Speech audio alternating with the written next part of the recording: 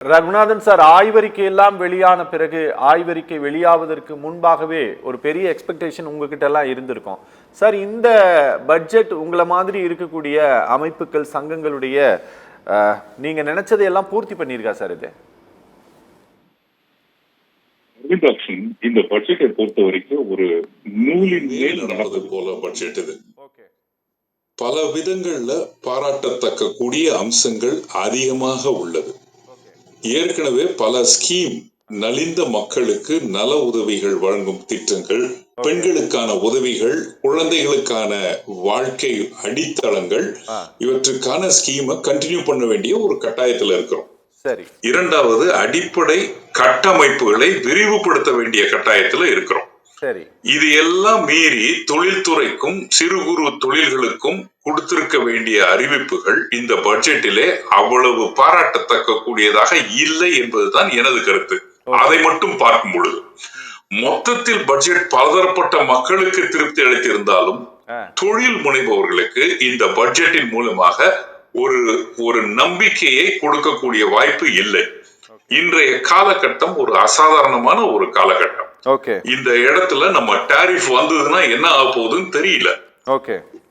நாட்டினுடைய economic situation, உள்நாட்டினுடைய வாங்கும் திறன் குறைந்திருப்பதை பார்க்கிறோம். வெளிநாட்டிலிருந்து இறக்குமதி அதிகமாக காணப்படுவதை பார்க்கிறோம். எக்ஸ்சேஞ்ச் ரேட் டெய்லி வேற வேற ரேட்டா மாறிக்கொண்டிருப்பதை பார்க்கிறோம். மூலப்பொருட்களின் விலையேற்றங்கள் கடுமையாக இருப்பதை பார்க்கிறோம். திறன் வேறு அல்லது வேலை வாய்ப்பு வேறு என்பதை புரிந்து கொள்ள வேண்டிய கட்டாயத்துல தொழில் முனைவோர்களும் இருக்கிறாங்க. புது புது டெக்னாலஜிஸ், புது புது பிசினஸ் மாடல்கள் இவால்வ் ஆகிட்டு இருக்கு. அதற்கெல்லாம் இன்னும் திறன் வளர்ப்புன்றது முதல்ல தொழில் முனைவோர்களுக்கு தான் கொடுக்க வேண்டிய கட்டாயத்தில் இருக்கிறோம். நான் முதல்வன் திட்டத்தின் கிளமாக பல லட்சம் குழந்தைகளுக்கு திறன் வளர்க்கப்பட்டது. ஆனால் எவ்வளவு குழந்தைகளுக்கு வேலை வாய்ப்புகள் கிடைத்ததுன்னு பார்க்கணும். சுவர் இருந்தால் தான் சித்திரம் எழுத முடியும். தமிழகத்திலே கிட்டத்தட்ட 9,000 சிறு குறு தொழில்கள் மூடிவிட்டதாக மத்திய அரசினுடைய தகவல் சொல்லுகிறது. அதை மூடிவிட்டதை திறப்பதற்கு என்ன ரிஹாபிலிட்டேஷன் செய்தோம் என்பதுதான் கேள்விக்குறியாக உள்ளது. புது தொழில்களுக்கு உத்வேகங்கள் நிறைய இருக்கு. சில அறிவிப்புகள் இன்னும் தெளிவு பெறவில்லை. 10 லட்சம் சிறு குறு தொழில்களுக்கு 2.5 லட்சம் கோடி கடன் தருவோம் என்பது யார் தருவார்கள், எதற்கு தருவார்கள், எப்படி தருவார்கள், எவ்வளவு வட்டியில் தருவார்கள் என்பதற்கு விளக்கம் இன்னும் தேவைப்படுகிறது. செமிகண்டக்டர் இண்டஸ்ட்ரிக்காக 100 ஏக்கர் ஒதுக்கி இருக்கிறோம். யாருக்காக ஒதுக்கப்பட்டது என்ற கேள்வி வருகிறது. பல நகரங்கள், துணை நகரங்களை உருவாக்குவதுன்றது கிட்டத்தட்ட 5 ஆண்டு பிளான்கள். இந்த ஆட்சி மறுபடியும் இதே நிலைக்கு வரும் என்றால் இந்த திட்டங்கள் அமலுக்கு வரும். வராவிட்டால் என்ன ஆவது, இது அறிவிப்போடு நின்றுவிடும். இதெல்லாம் நம்ம பார்க்கும் பொழுது இந்த பட்ஜெட்டிலே இன்றைய காலகட்டத்திலே ஒரு ஸ்திரத்தன்மை இல்லாத, எக்ஸ்போர்ட்டை சார்ந்த நபர்கள் தினம் தினம் வாடிக்கொண்டிருப்பதை பார்க்கும் பொழுது இந்த பட்ஜெட்டிலே அதற்கான அறிவிப்பில்லை. ஆனால் கட்டமைப்பை மேம்படுத்துவதற்காக அது தொழிற்பேட்டைகளாக இருக்கலாம், டைடல் பார்க்காக இருக்கலாம், டீசென்ட்ரலைஸ்டு இண்டஸ்ட்ரியல் எஸ்டேட்ஸாக இருக்கலாம், அல்லது வழிகாட்டு தடங்களாக இருக்கலாம், பொருட்களின் தடங்களாக இருக்கலாம், ஏர்போர்ட்டாக இருக்கலாம், அல்லது மெட்ரோ ரயில் திட்டமாக இருக்கலாம். இவை அனைத்திற்குமே அடிப்படையான தேவையான ஒதுக்கீடுகளை இந்த பட்ஜெட் செய்து உள்ளது. ஆனால் இதை ஆக்குப்பை செய்ய வேண்டும். 8% வளர்ச்சியில் இருக்கும் நாம் 10% வளர்ச்சிக்கு செல்ல வேண்டும் என்றால் என்ன உடனடி தேவை என்பதை கவனித்திருக்க வேண்டும்.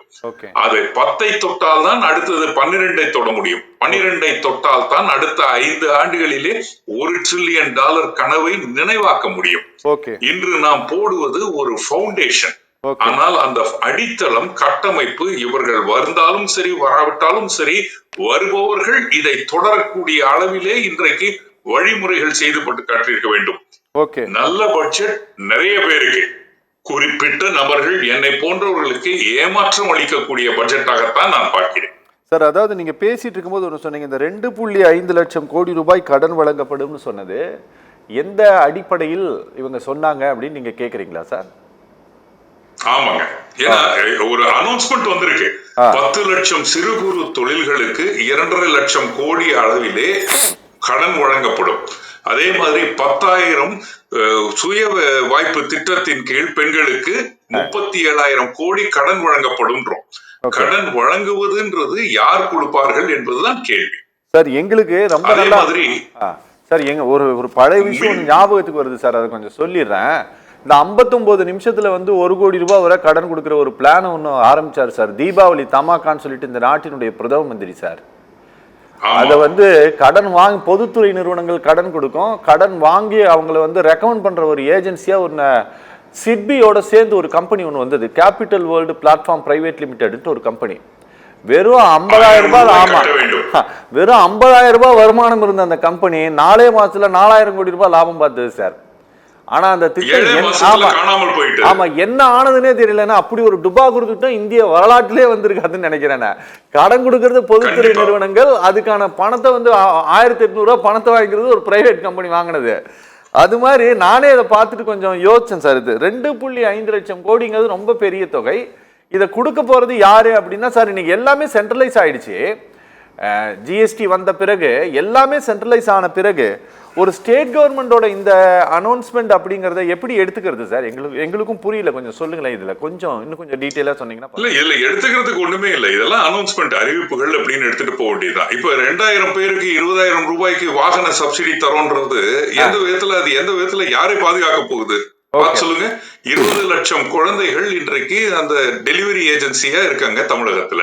வெறும் 2,000 பேருக்கு நீங்க 20,000 ரூபாய் கொடுக்கறன்றது எப்படி அது வந்து என்ன மாற்றத்தை ஏற்படுத்தும்? யாருக்கு மாற்றத்தை ஏற்படுத்தும்? இதற்கு பதில் நம்ம என்ன பண்ணிருக்கணும்? அந்த 2 வீலர்களுக்கெல்லாம் டீ போர்டு போட வச்சுட்டு அந்த டீ போர்டு 2 வீலர்ஸ் ரெஜிஸ்டர் பண்ணீங்கன்னா ரெஜிஸ்ட்ரேஷன் ஃபீஸ் கிடையாதுன்னு வெய்வா பண்ணிருங்க. ஒரு நல்லது நடக்கும், நிறைய பேருக்கு பலன் கிடைக்கும். அல்லது டிக்குலன்னு அந்த வாகனம் வாங்குறவங்களுக்கு லோன் கொடுங்க, இன்ட்ரெஸ்ட் 5% கொடுங்க, நிறைய பேருக்கு பலன் அடைவாங்க. 2,000 பேருக்கு 20,000 ரூபாய் மானியம்ன்றது ஏற்புடையதாக இருக்கிறதா அரவிந்தாக்ஷன்? இத மாதிரி நான் சொல்லிக்கொண்டே போகலாம். பல அறிவிப்புகள். 4,000 மெகாவாட்டுக்கு battery operated energy storage system வரும்ன்றாங்க. அந்த மாதிரியான டெக்னாலஜி இன்னும் எந்த நாட்டிலும் ஒரு பெரிய சக்சஸ்ஃபுல்லாக மாடலாக காமிக்கப்படவில்லை. இந்தியாவிலே எந்த மாநிலத்திலும் அது செயல்ல இல்லாம இருக்கு. அதை எப்படி நம்ம 4,000 மெகாவாட்டுக்கு எடுத்த உடனே கால் வைக்கிறோம்ன்றது தெரியல. இதுதான் நம்மளுடைய மின் 4,000 மெகாவாட் ஸ்டோரேஜ் கெபாசிட்டின்றது பேட்டரி தயாரிப்பாளர்களாலேயே சாத்தியம் கிடையாது, இம்போர்ட் பண்ணி தான் பண்ணணும். 3 திட்டங்களுக்கு வெளி மாநிலத்தை வெளிநாட்டை சார்ந்து போட்டிருக்கிறோம். சிங்கப்பூருடைய சேர்ந்து நம்ம வந்து விஞ்ஞான நகரத்தை அமைப்போம் சொல்றோம்.